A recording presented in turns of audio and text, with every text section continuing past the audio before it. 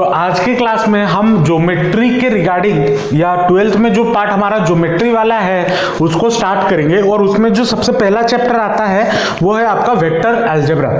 ठीक है, अब वेक्टर अलजेब्रा जो साइंस वाले बच्चे हैं वो तो पहले से पढ़े हुए हैं, 11th क्लास में आप लोग वेक्टर पढ़े हुए हो, लेकिन जो दूसरे बच्चे हैं जैसे आर्ट्स और कॉमर्स के वो वेक्टर अलजेब्रा पढ़े नहीं होते हैं इन हायर मतलब 11th क्लास में हो या कहीं पे भी हो।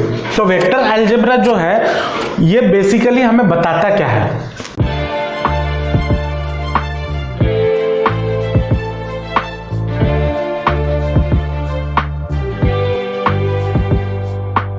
हम पूरा बेसिक से चलते हैं। अगर हमारे पास कोई भी एक क्वांटिटी है और हम उसको मेजर कैसे करते हैं, by using certain units, by using certain क्या बोल सकते हैं, एक पैरामीटर। जैसे फॉर एग्जांपल अगर मैं मार्केट में जाऊं और बोलूं कि मुझे 5 किलो एप्पल दो, 5 लीटर एप्पल हम नहीं मांगते, या फिर बोल सकते हैं 5 लीटर दूध दो, 5 किलो दूध हम नहीं मांगते। तो वैसे ही जो चीज को हम मेजर कर सकते हैं, जिस चीज को हम मेजर कर सकते हैं वो होता है फिजिकल क्वांटिटी। ठीक है, फिजिकल क्वांटिटी। अब ये जो फिजिकल क्वांटिटी है इसका मतलब क्या हो गया, कोई भी फिजिकल क्वांटिटी, जो क्वांटिटी को हम मेजर कर सकते हैं हम उसको बोलते हैं फिजिकल क्वांटिटी। अब ये जो फिजिकल क्वांटिटी है इसको दो तरीके से या दो टाइप में डिवाइड किया जाता है। एक होता है स्केलर, दूसरा होता है वेक्टर। अब स्केलर का मतलब क्या है, स्केलर का मतलब होता है जिसका सिर्फ ओनली मैग्नीट्यूड हो, ओनली मैग्नीट्यूड हो। और वेक्टर का मतलब क्या होता है, जिसमें मैग्नीट्यूड भी हो और डायरेक्शन भी हो। ठीक है, जैसे मैंने अभी एग्जांपल दिया, मार्केट में जाओगे तो बोलोगे 5 किलो 5 kg। अब ये जो नंबर है 5 ये आपको बताता है कि जो एप्पल है वो उसका वजन कितना है। या फिर अगर हाइट मान लो 6 फीट, तो मैं बोलूंगा कि वो इंसान बहुत बड़ा है, बहुत लंबा है। अब तुम तो उस इंसान को देखे नहीं हो, तो उस इंसान को अगर देखे नहीं हो तुम्हें कैसे पता चलेगा कि वो कितना बड़ा है। लेकिन अगर मैं बोलूं उस इंसान का हाइट 7 फीट है तो आप अंदाजा लगा सकते हो कि वो कितना लंबा होता है। तो ये जो मैग्नीट्यूड है वो आपको फील देता है कि कोई ऑब्जेक्ट या कोई भी क्वांटिटी कितना अमाउंट में बड़ा है या फिर छोटा है। ठीक है, वैसे ही बहुत सारे क्वांटिटीज, दूसरे क्वांटिटीज हैं। जैसे फॉर एग्जांपल मैं मान लेता हूं फोर्स। फोर्स भी एक फिजिकल क्वांटिटी है। अगर मैं किसी को धक्का देता हूं या फिर खींचता हूं, उस पर जब फोर्स लगाया जाता है तो फोर्स में भी कितना फोर्स लगाया, मान लो 10 न्यूटन का, न्यूटन उसका यूनिट होता है, 10 न्यूटन का मैंने फोर्स लगाया। और 10 न्यूटन का अगर मैं फोर्स लगाया, किस डायरेक्शन में लगाया, तो वहां पे जब डायरेक्शन की बात आ जाती है तब उस टाइप ऑफ क्वांटिटी को हम बोल देते हैं वो एक वेक्टर क्वांटिटी है।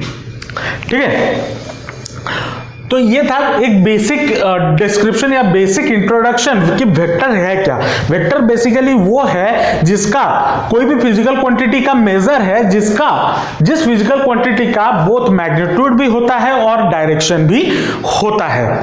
ठीक है, अब कोई भी वेक्टर को समझने के लिए हमारे पास हम उसके पहले रिप्रेजेंट कैसे करते हैं। अच्छा, रिप्रेजेंटेशन से पहले हमें यह जानना है कि एक वेक्टर के कितने पार्ट्स होते हैं या क्या क्या हमें वेक्टर में, अगर मैं एक वेक्टर को देखता हूं तो उसमें क्या क्या होना चाहिए। तो अगर मान लो मैं कोई वेक्टर, अब वेक्टर को रिप्रेजेंट कैसे किया जाता है, वेक्टर को रिप्रेजेंट किया जाता है, मान लो ये एक डिस्टेंस है, ये हो गया मान लो P, ये हो गया मान लो Q।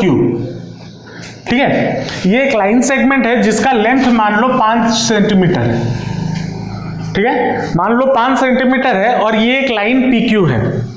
ठीक है, अगर PQ है तो इस वाले पार्ट को जो PQ है उसको हम बोलते हैं लेंथ। ठीक है, और इसका अगर मैं इधर से उसको इनफाइनाइटली इंक्रीज कर दूं, लेंथ बढ़ा दूं, तो उस इनफाइनाइट वाला इंक्रीज जो मैंने किया उसको हम बोलते हैं सपोर्ट। और तीसरा जो PQ वेक्टर तब होगा जब उसका एक डायरेक्शन होगा, मान लो इस डायरेक्शन में दे दिया, और उस डायरेक्शन को हम बोलते हैं, उस चीज को हम बोलते हैं सेंस। तो एक वेक्टर तीन चीजों से बनता है। एक होता है लेंथ। लेंथ क्या है कि उस वेक्टर का लंबाई कितना है, या जो मैग्नीट्यूड वाला पार्ट है। दूसरा होता है सपोर्ट, तो उसको कहां से कहां उसे सपोर्ट मिल रहा है। अगर ये एक वेक्टर है, लंबा सा लाइन है, उसका एक पर्टिकुलर पार्ट एक वेक्टर है, ठीक है, तो उसको हम बोलते हैं सपोर्ट। और जो डायरेक्शन होता है उसको हम बोलते हैं सेंस, ठीक है। तो एक वेक्टर को हम रिप्रेजेंट करते हैं। अब देखिए ये जो डायरेक्शन है ये P से Q तक जा रहा है, तो इसको हम क्या लिखेंगे, PQ वेक्टर। और अगर इसका जो डायरेक्शन है वो ऐसे ना होके मान लो इस डायरेक्शन में होता, तो हम उसे, या सेंस जो है वो इस तरफ होता, तो हम इसको क्या लिखते, QP वेक्टर और उसके ऊपर एरो, ठीक है। अब ऐसा नहीं है कि बस दो लेटर्स को हम यूज करके एक वेक्टर को रिप्रेजेंट कर सकते हैं। हम वेक्टर को रिप्रेजेंट करने के लिए सिंगल लेटर का भी यूज करते हैं, जैसे A वेक्टर। अगर मान लो मैं इसको A वेक्टर भी ले लेता हूं, A जो है वो क्या है, इसका मैग्नीट्यूड है। तो वेक्टर को हम सिंगल लेटर से भी रिप्रेजेंट कर सकते हैं, ठीक है। तो बेसिकली अगर हम देखें वेक्टर में दो चीजें होती है। एक होता है उसका ये जो P से Q, ये उसका लेंथ है, और दूसरा उसका डायरेक्शन। अब कोई भी एक चीज का जो लेंथ है उसको हम रिप्रेजेंट कैसे करते हैं, मैग्नीट्यूड ऑफ PQ। ये जो मॉडुलस के अंदर में PQ लिखा, इसका मतलब क्या है, इसका मतलब है इस मैग्नीट्यूड का लेंथ, इस वेक्टर का लेंथ कितना है, ठीक है। तो ये जो मॉडुलस वैल्यू है ये वो रिप्रेजेंट करता है कि एक वेक्टर का लेंथ कितना होता है, ठीक है। तो ये था आपका basic representation of the vector. हम वेक्टर को ऐसे रिप्रेजेंट करते हैं। अब आते हैं वेक्टर्स के टाइप्स पे, ठीक है। टाइप्स ऑफ वेक्टर, जो टाइप्स ऑफ वेक्टर में जो पहला टाइप है वो है इक्वल वेक्टर्स। Equal vector. अब इक्वल वेक्टर क्या होता है, इक्वल वेक्टर, दो वेक्टर को इक्वल हम तभी बोल सकते हैं जब उनका लेंथ सेम हो, मतलब मैग्नीट्यूड सेम हो, डायरेक्शन सेम हो, मतलब डायरेक्शन मतलब वो जिस डायरेक्शन में है वो सेम हो, और तीसरा वो क्वांटिटी सेम हो, क्वांटिटी सेम हो। मान लो एक मैं लिख लूं 50 न्यूटन और दूसरा लिख लूं 50 kg या 50 मीटर पर सेकेंड स्क्वायर, ऐसे बोल लो 50 लीटर, हाँ kg पर मीटर स्क्वायर, kg पर, सॉरी मीटर पर सेकेंड स्क्वायर, मीटर पर सेकेंड स्क्वायर, ये दो कर देता हूं। अब यहां पे मैग्नीट्यूड भी दोनों सेम है, ये मैग्नीट्यूड सेम है, और मान लो इसका डायरेक्शन में लिख लेता हूं टुवर्ड्स नॉर्थ, और इसको भी लिख लेता हूं टुवर्ड्स नॉर्थ, ठीक है। अगर मैं दोनों जगह पे टुवर्ड्स नॉर्थ लिख ले रहा हूं, अब इनका डायरेक्शन भी सेम हो गया, मैग्नीट्यूड भी सेम है, लेकिन ये जो क्वांटिटी है ये दो अलग अलग क्वांटिटी है, ये है एक्सेलरेशन, ये है फोर्स, तब मैं इन दोनों को इक्वल नहीं बोल सकता। अगर ये फोर्स होता और ये फोर्स होता तब मैं बोल सकता हूं कि दोनों वेक्टर्स इक्वल हैं। तो इक्वल वेक्टर्स कब बोला जाएगा, जब उनका मैग्नीट्यूड सेम हो, मतलब लेंथ भी सेम हो, डायरेक्शन भी सेम हो, और जो क्वांटिटी जिसको हम मेजर कर रहे हैं वो भी सेम हो। तो उस टाइप ऑफ क्वांटिटी को बोलते हैं हम इक्वल वेक्टर्स, ठीक है। उसके बाद नेक्स्ट जो आता है, या नेक्स्ट जो टॉपिक कॉन्सेप्ट है वो है जीरो वेक्टर का। अब ये जीरो वेक्टर क्या है, जीरो वेक्टर बेसिकली वो है जिसका मैग्नीट्यूड या लेंथ जो होता है वो होता है जीरो। अब ये जीरो वेक्टर इंट्रोड्यूस होने का रीजन क्या है, या क्यों हमें जीरो वेक्टर चाहिए। अगर मैं किसी पॉइंट बॉडी का या पॉइंट ऑब्जेक्ट का मैं डायरेक्शन या वेक्टर, अगर एक पॉइंट ऑब्जेक्ट है जो कि एक वेक्टर है जिसका डायरेक्शन भी मौजूद है, तो मैं उसको रिप्रेजेंट कैसे करूं, क्योंकि पॉइंट का कोई डायरेक्शन तो नहीं होता, मतलब कोई मैग्नीट्यूड तो नहीं होता, लेकिन उसका डायरेक्शन आर्बिट्रेरली कहीं पे भी हो सकता है। तो अगर एक जीरो वेक्टर है है, जीरो वेक्टर का मतलब क्या हो गया, उसका लेंथ जो होता है या फिर जो उसका मैग्नीट्यूड है वो होता है जीरो, और उसका जो डायरेक्शन होता है वो होता है आर्बिट्ररी।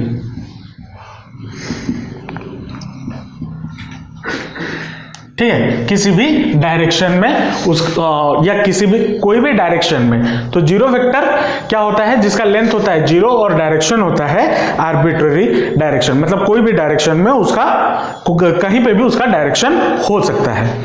उसके बाद आता है थर्ड, जो कि है यूनिट वेक्टर। अब ये यूनिट वेक्टर क्या है, जिसका लेंथ जो होता है अगर वो 1 हो जाए तो उसको हम उस टाइप ऑफ वेक्टर को बोलते हैं यूनिट वेक्टर। अब ये यूनिट वेक्टर चाहिए क्यों, अगर आप मार्केट जाते हो तो अगर कोई चीज पहले जो तराजू में तोला जाता था तो उनके पास जो मेजरिंग क्वांटिटी होती थी, एक तरफ वो लोहे का वो 1 किलो वाला वेट रखते हैं और एक तरफ आलू प्याज जो भी रखते हैं। तो यूनिट वेक्टर अगर आपके पास होता है तो आप उस 1 किलो के मटेरियल से आप 100 किलो भी ले सकते हो, 10 किलो भी ले सकते हो, 50 किलो भी ले सकते हो। तो यूनिट वेक्टर का वही फायदा होता है कि अगर मुझे यूनिट वेक्टर मिल जाए तो चाहे मेरा मैग्नीट्यूड कुछ भी हो, मतलब अगर मुझे 100 वेक्टर निकालना है या 50 वेक्टर निकालना है तो मैं उसके साथ यूनिट वेक्टर के साथ मल्टीप्लाई करके निकाल सकता हूं। और यूनिट वेक्टर को रिप्रेजेंट कैसे किया जाता है, ए कैप से, उसके ऊपर एक कैप लगा दिया जाता है। ठीक है, जब भी यूनिट वेक्टर लिखा हो या फिर अगर कहीं पे भी आपको कैप नजर आए तो इसका मतलब क्या है, वो रिप्रेजेंट कर रहा है एक यूनिट वेक्टर को। ठीक है, उसके बाद आता है चौथा लाइक वेक्टर। लाइक वेक्टर क्या होता है, देखो इक्वल वेक्टर और लाइक वेक्टर में कंफ्यूज मत होना। इक्वल वेक्टर में क्या होता है, लेंथ इक्वल होना चाहिए, डायरेक्शन इक्वल होना चाहिए, सेम होना चाहिए और क्वांटिटी सेम होना चाहिए। लेकिन लाइक वेक्टर का मतलब यह हो सकता है उनका लेंथ या फिर जो डायरेक्शन लेंथ है वो अलग अलग हो, लेकिन अगर डायरेक्शन उनका सेम होता है, अगर दो वेक्टर जिनका अगर लेंथ या मैग्नीट्यूड अलग अलग हो लेकिन उनका डायरेक्शन अगर सेम होता है, देन हम उस टाइप ऑफ वेक्टर को बोलेंगे लाइक वेक्टर। और वैसे ही अनलाइक वेक्टर क्या होगा, अनलाइक वेक्टर का मतलब होता है अगर दो वेक्टर है और उनका डायरेक्शन ऑपोजिट है, अगर डायरेक्शन ऑपोजिट, जैसे फॉर एग्जांपल मान लो ये एक वेक्टर है, ये एक वेक्टर है, इन दोनों को मैं लाइक वेक्टर बोल सकता हूं। लेकिन ये अगर वेक्टर है और ये एक वेक्टर है, द डायरेक्शन ऑपोजिट है, तो उस टाइप ऑफ वेक्टर को मैं बोलूंगा अनलाइक वेक्टर, डायरेक्शन से और इसका डायरेक्शन ऑपोजिट।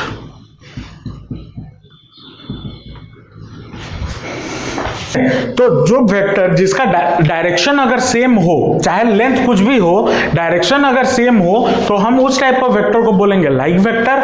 और अगर डायरेक्शन ऑपोजिट हो तो उस टाइप ऑफ वेक्टर को हम बोलेंगे अनलाइक वेक्टर। ठीक है, अब नेक्स्ट जो आता है या नेक्स्ट जो टाइप है, बोल सकते हैं हम उसे कोलिनियर एंड पैरेलल वेक्टर्स। अब बचपन से हम ये पढ़ते हुए आ रहे हैं, कोलिनियर का मतलब क्या होता है, अगर कोई 3 पॉइंट्स हैं और अगर एक लाइन उस तीनों पॉइंट को कट करते हुए जाता है या तीनों पॉइंट को ज्वाइन करते हुए जाता है, देन हम क्या बोलते हैं, वो 3 पॉइंट्स जो हैं वो कोलिनियर पॉइंट्स हैं।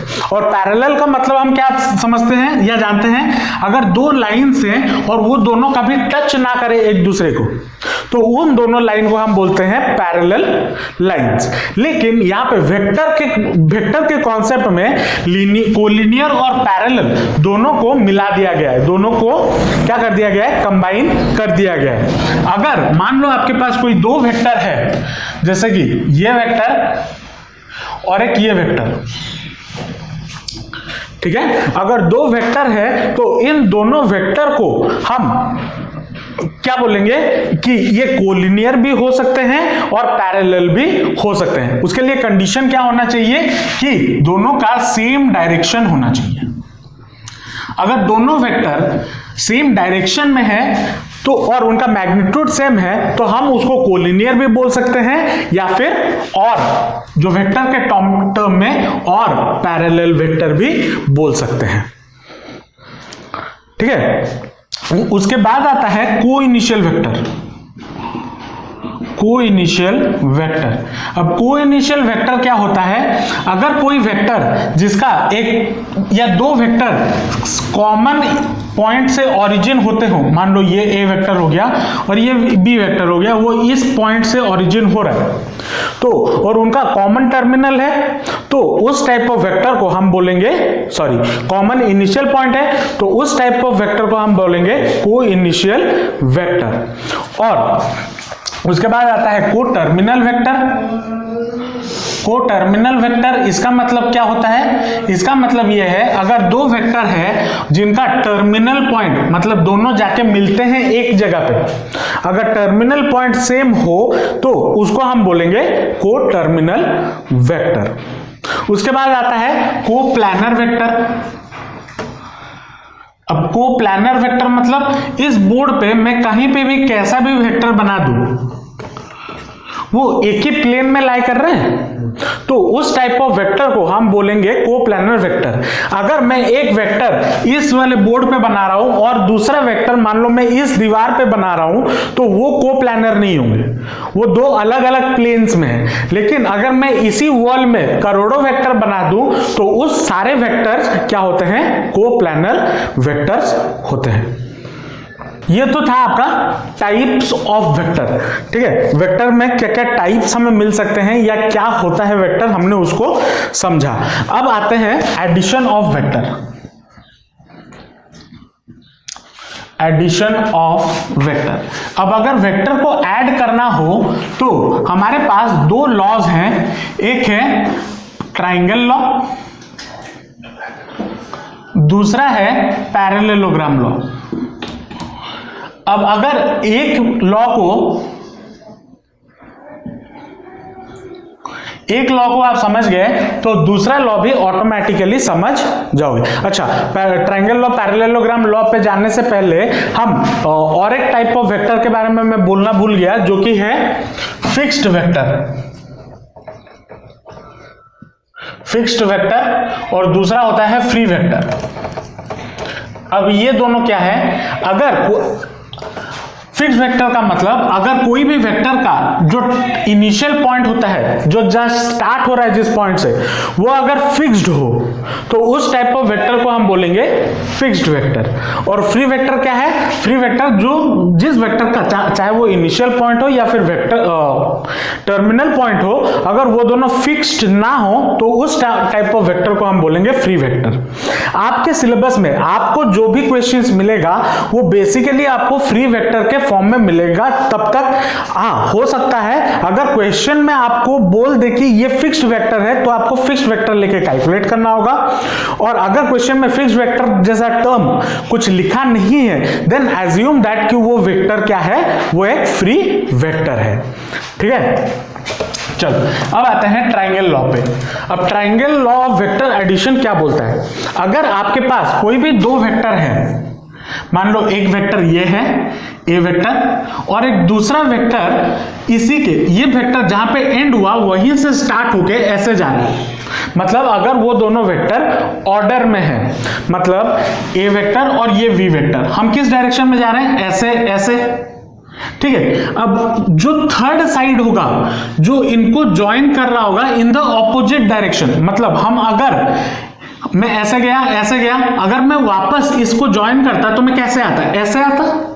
लेकिन अगर मैं उसके ऑपोजिट डायरेक्शन में जाता हूं देन जो थर्ड साइड मुझे मिलेगा या जो थर्ड साइड है वो क्या है? Sum of this two vectors, A vector plus B vector. ये आपका vector law of triangle law of addition बोलता है।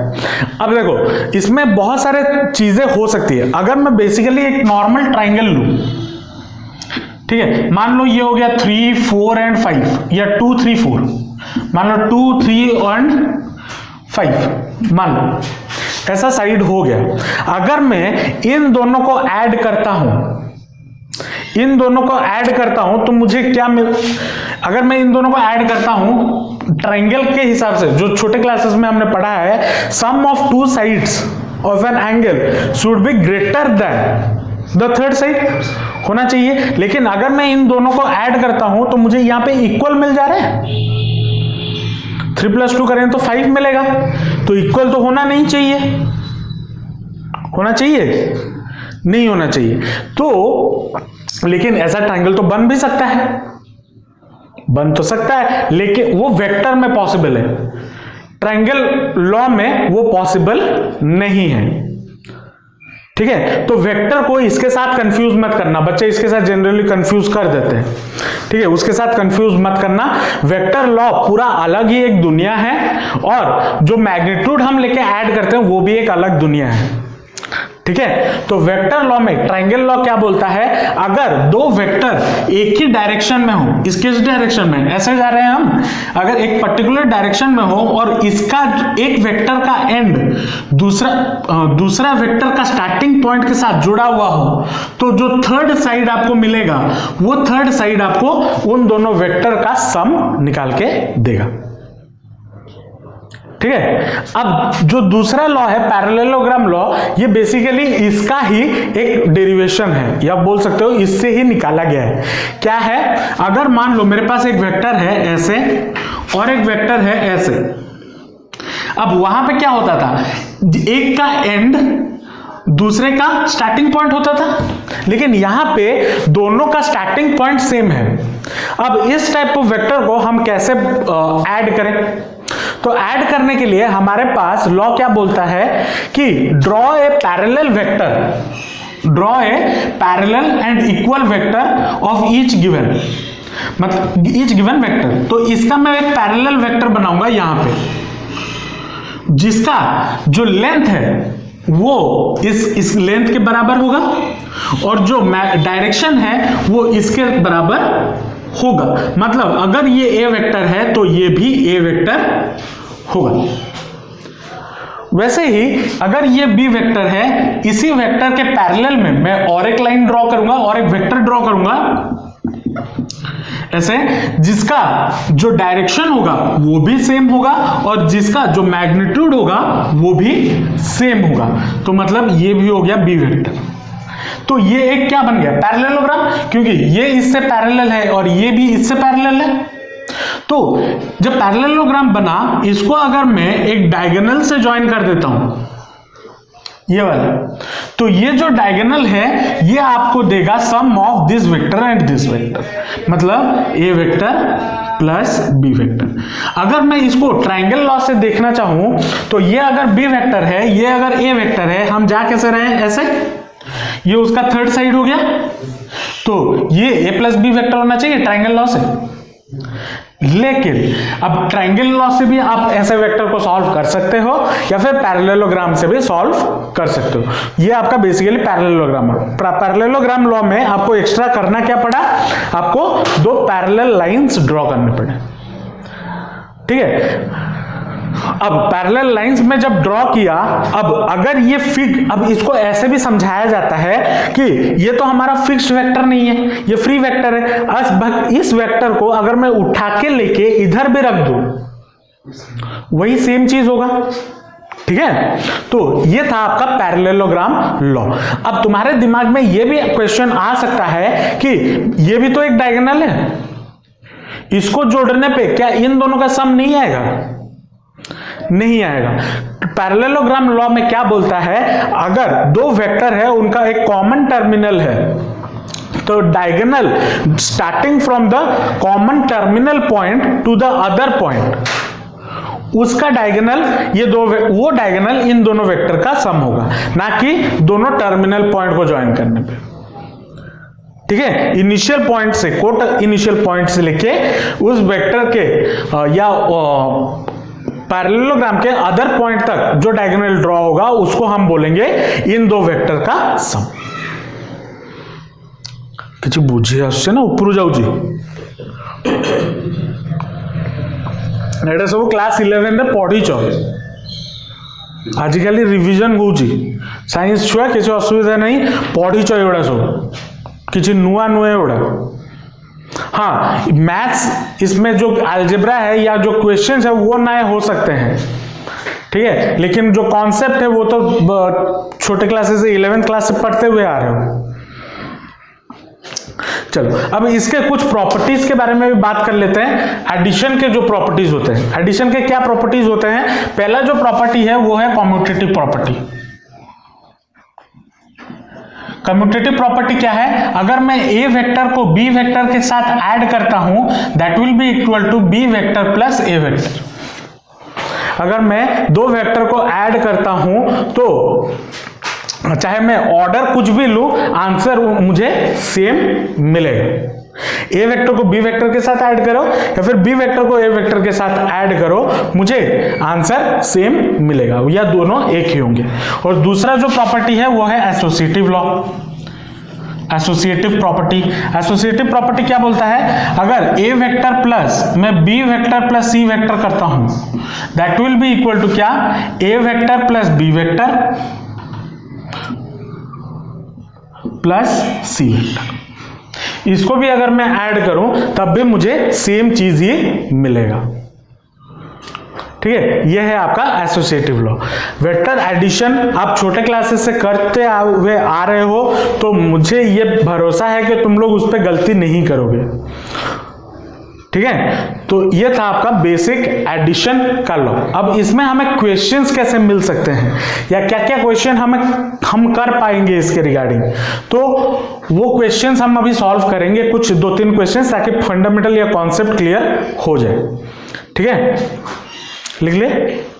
ये कुछ छोटे छोटे क्वेश्चंस हैं जो आपको अभी जो हमने पढ़ा उसके बेसिस में क्वेश्चंस पूछ सकता है। जैसे कि मान लो क्वेश्चन गिवन है, if A vector comma B vector comma C vector be the vectors represented by the sides of a triangle taken in order, then prove that A vector plus B vector plus C vector is equal to 0। अब देखो, अगर मैं पहला question के solution करूं, मुझे एक triangle मिल गया, ठीक है, और बोला है मान लो ये ए वेक्टर है वो इस डायरेक्शन में है, इसको मान लो बी वेक्टर वो इस डायरेक्शन में है, और इसको मान लो सी वेक्टर वो इस डायरेक्शन में है। इसको अगर थोड़ा नामकरण कर दें, ए बी सी कर लो, ठीक है।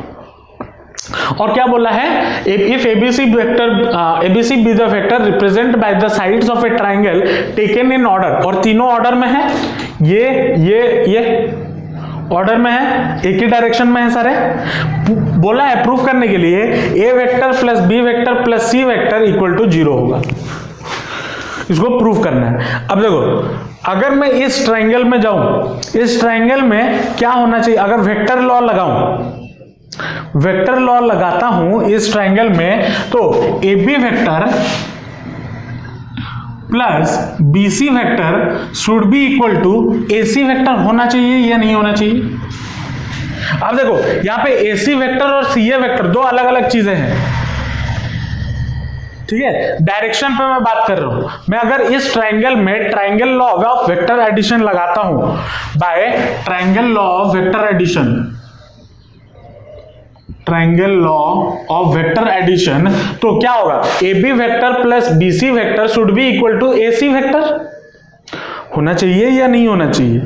होना चाहिए। तो ये इक्वल टू क्या हो जाए? अगर मैं ए सी वेक्टर को इस तरफ ले आऊं तो that will be equal to कितना? A B vector plus B C vector minus A C vector equal to क्या हो जाएगा? 0 होगा या नहीं होगा? अब AC वेक्टर को मैं और क्या लिख सकता हूं? AC वेक्टर इज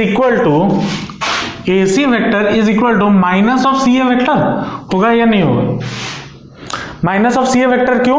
क्योंकि मैंने डायरेक्शन को ऑपोजिट कर दिया। जो माइनस साइन है वो रिप्रेजेंट किसको कर रहा है? वो रिप्रेजेंट कर रहा है डायरेक्शन को, ठीक है। तो AC वेक्टर की जगह पे मैं क्या लिख सकता हूं? A B vector plus B C vector minus of minus C A vector लिख सकता हूं या नहीं लिख सकता हूं? Equal to 0। That will be equal to कितना?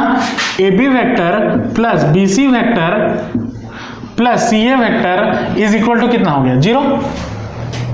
अब ए बी वेक्टर मेरा कितना है? ए, ए वेक्टर प्लस BC वेक्टर मेरा कितना है B प्लस CA वेक्टर मेरा कितना है C से A C वेक्टर, ये होगा दैट इज इक्वल टू 0। और यही चीज मुझे प्रूफ करना था, हो गया प्रूफ। बहुत छोटे छोटे क्वेश्चन है, 1 मार्क के क्वेश्चन में आ सकते हैं, ठीक है, प्रूविंग में, ठीक है, लिख लो। नेक्स्ट क्वेश्चन क्या बोला है?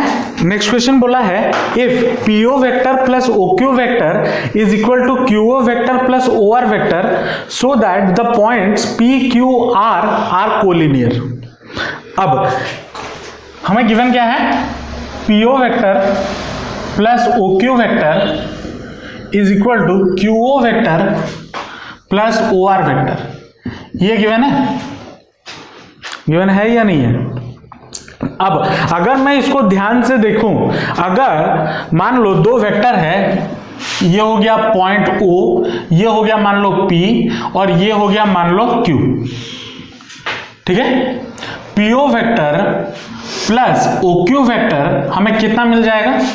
क्या मुझे PQ वेक्टर जो होगा that will be equal to PO vector plus OQ vector होगा या नहीं होगा? होगा या नहीं होगा? तो क्या मैं PO vector plus OQ vector को PQ वेक्टर लिख सकता हूं? लिख सकता हूं या नहीं लिख सकता हूं?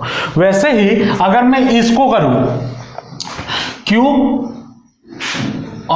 मान लो कि ये पॉइंट है Q, ये हो गया मान लो O, ये मान लो हो गया R, तो QO vector plus OR vector क्या QR वेक्टर के बराबर नहीं होगा? होगा या नहीं होगा? होगा। तो इसको मैं क्या लिख सकता हूं? QR वेक्टर लिख सकता हूं या नहीं लिख सकता हूं? लिख सकता हूं। अब इससे पहले जब हम प्रॉपर्टीज पढ़ रहे थे, मैं क्या बोला? 2 वेक्टर अगर इक्वल होते हैं तो वो क्या हो सकते हैं? आइदर वो पैरेलल हो सकते हैं, पैरेलल हो सकते हैं ना। पैरेलल का मतलब क्या होगा? ये वेक्टर और ये वेक्टर अगर हैं तो ये दोनों पैरेलल हो सकते हैं, या फिर और कोलिनियर भी हो सकते हैं, क्योंकि वेक्टर में पैरेलल और कोलिनियर का मतलब सेम ही है। तो अगर 2 वेक्टर इक्वल हैं देन मैं क्या लिख सकता हूं? Then PQ vector and QR vector are collinear और पैरेलल। ये 2 कंडीशन हो सकते हैं या नहीं हो सकते हैं? हो सकते हैं। अब अगर मैं इसको ध्यान से देखूं, मुझे कोई क्या गिवन है? PQ वेक्टर और QR वेक्टर। अगर मैं इसको ऐसे ड्रॉ करता हूं, मान लो ये हो गया P, ये हो गया Q और ये हो गया R, तो ये हो गया PQ वेक्टर और ये हो गया QR वेक्टर। होगा या नहीं होगा? होगा। तो ये दोनों क्या है? पैरेलल तो मुझे दिख नहीं रहा है, मुझे कोलिनियर तो दिख रहा है। दिख रहा है या नहीं दिख रहा है? क्योंकि इसके साथ भी Q है और इसके साथ भी Q है। तो देयरफॉर मैं क्या बोलूंगा कि P Q R क्या कोलिनियर। एग्जाम में जब करो डायग्राम बना के हुए करना। वेक्टर में हमेशा याद रखना डायग्राम इंपॉर्टेंट है। रफ में भी बनाओ लेकिन बनाना जरूर, ठीक है? लिख लो। चलो नेक्स्ट क्वेश्चन क्या बोला है? Vectors drawn from origin O to the points A B C are respectively A vector B vector and 4A plus 3B vector. Find AC vector and BC vector. पहले इसका एक रफ डायग्राम बनाते हैं। मान लो ये पॉइंट हो गया origin, ठीक है? ओरिजिन से क्या बनाया गया? Vectors drawn from origin O, ये मान लो O हो गया, origin to the points A B C respectively. अब A B C कहीं पे भी हो सकता है। मान लो इसको मैंने ले लिया A, इसको मैंने ले लिया मान लो B और इसको मैं ले लिया C, ठीक है? अब इससे क्या बोला गया? Points A B and C, मतलब यहां से एक वेक्टर यहां पे बनाया गया, एक वेक्टर यहां पे बनाया गया और एक दूसरा वेक्टर ऐसे बनाया गया। 3 वेक्टर बनाए गए, ठीक है? और क्या बोला है? ओरिजिन से A तक जो बनेगा that will be A vector origin से बी तक जो बनेगा that will be B vector, और ओरिजिन से सी तक जो बनेगा that will be 4a vector plus 3b vector, ये बनेगा, है ना। हमें क्वेश्चन में पूछा क्या है, find AC vector and BC vector. AC vector कौन सा है, ये वाला वेक्टर निकालना है, A से C मतलब इस तरफ डायरेक्शन, और एक बोला है BC वेक्टर, B से C ये वाला डायरेक्शन, ये दोनों हमें निकालना है, ठीक है। चलो अब पहले ट्राइंगल पे लेते हैं, कौन सा triangle, OAC। In triangle OAC यहां पे मैं लगाऊंगा क्या, वेक्टर लॉ ऑफ या triangle law of vector addition. यहां पे अगर लगाऊंगा तो क्या है, ये डायरेक्शन इज इक्वल टू ये डायरेक्शन होना चाहिए, क्योंकि ये जो वेक्टर है इसका डायरेक्शन इधर गिवन है, मुझे चाहिए AC वेक्टर, है ना, मतलब इधर अगर कर दो तो AC वेक्टर, तो ये वेक्टर हम ऐसे जा रहे हैं, यहां से गए फिर यहां गए, that should be equal to this one, क्योंकि ये ऑपोजिट में है। तो अगर मैं ट्राइंगल OAC में वेक्टर लॉ ऑफ एडिशन डालता हूं, ट्राइंगल लॉ डालता हूं, तो क्या होगा, OA vector plus AC vector should be equal to OC vector. Vector में हमेशा डायरेक्शन को देखते हुए चलना, नहीं तो गलत होगा, ठीक है। तो मुझे चाहिए क्या, AC वेक्टर, तो AC vector will be equal to OC vector minus OA vector, ये होगा या नहीं होगा। अब OC वेक्टर मेरा कितना गिवन है, 4a प्लस 3b ये गिवन है, माइनस OA वेक्टर कितना गिवन है, A वेक्टर ये गिवन है। अब इसको अगर मैं ब्रैकेट ओपन करता हूं तो that will be equal to कितना, 4a vector plus 3b vector minus A vector. इसको अगर सॉल्व करते हैं तो that will be 3a vector plus 3b vector, ये बनेगा, क्योंकि A का A के साथ ही होगा, B के साथ तो कुछ हो नहीं सकता। तो that will be equal to, इसमें से अगर 3 कॉमन ले लें तो A vector plus B vector, तो मुझे AC वेक्टर कितना मिल गया, AC vector is equal to A vector plus B vector मिला। अब आते हैं दूसरा, क्या BC वेक्टर पूछा है, BC वेक्टर। अब इसमें ट्राइंगल लेते हैं कौन सा, OBC। इन ट्राइंगल OBC अगर मैं ट्राइंगल लॉ लगाना चाहूं तो क्या होगा, देखो इधर देखो, पहले OB vector plus OC vector should be, OB vector plus BC vector should be equal to OC vector, क्योंकि इसका डायरेक्शन ऐसा है, इसका डायरेक्शन ऐसा है, और इसका डायरेक्शन ऐसा है ना। तो हम जा कैसे रहे हैं, ऐसे जा रहे हैं, तो OB vector plus BC vector should be equal to OC vector, ये होना चाहिए।